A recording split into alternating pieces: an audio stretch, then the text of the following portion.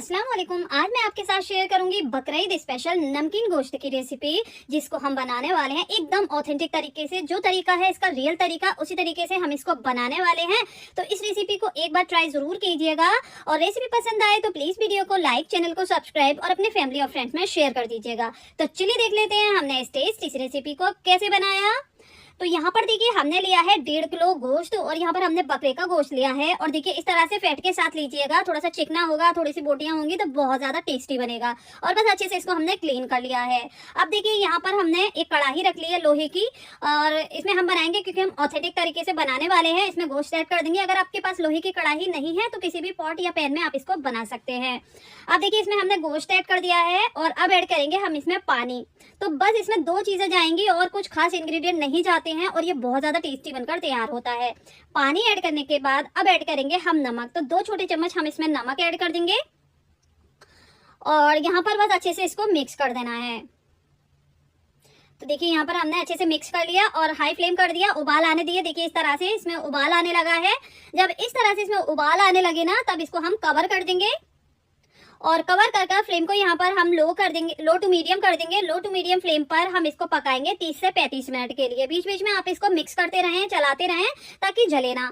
अब देखिए यहाँ पर हमने 30 मिनट बाद इसको चेक किया है। बीच में भी हमने इसको चेक कर लिया था, मिक्स करते रहे थे। तो देखिए यहाँ पर इस तरह से इसका सारा पानी ड्राई हो गया।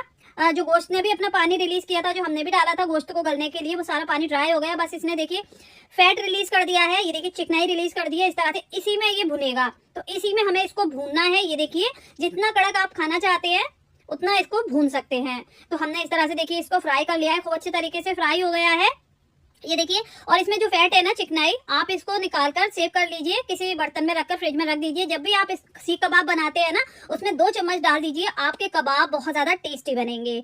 तो यहाँ पर देखिए अब गोश्त को हम निकाल लेंगे। तो इसकी जो चिकनाई है ना वो कढ़ाई में ही रहने देना है, सिर्फ हमें गोश्त निकालना है। तो ये देखिए बहुत इजी रेसिपी है, बहुत ही झटपट से बनकर तैयार हो जाती है। जो पहले बनाई जाती थी ऑथेंटिक और ट्रेडिशनल रेसिपीज, वो इसी तरह से बनाई जाती थी बकरीद पर। हमारे घर में तो इसी तरह से बनती थी। अब देखिए हमने सारा गोश्त निकाल लिया एक बोल में। अब इसमें डालेंगे हम चाट मसाला। जितना चाहें आप, जितना खाते हैं उतना डाल सकते हैं। बस लेमन जूस डालेंगे और नींबू डालने के बाद बस इसको अच्छे से मिक्स करेंगे और बहुत ही मजेदार हमारा ये नमकीन गोश्त बनकर तैयार हुआ है। ये देखिए बहुत ज्यादा टेस्टी, बहुत ज्यादा मजेदार, बनाने में बहुत ईजी।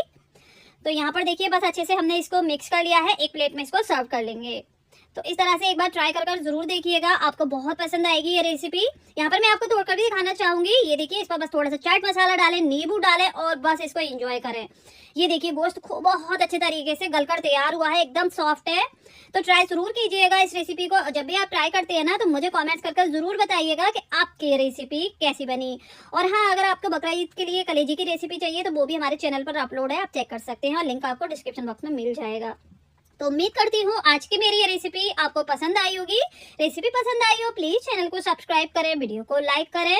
इंशाल्लाह नई रेसिपी के साथ फिर हाजिर होंगी। अपना बहुत सारा ख्याल रखें। तब तक के लिए अल्लाह हाफिज।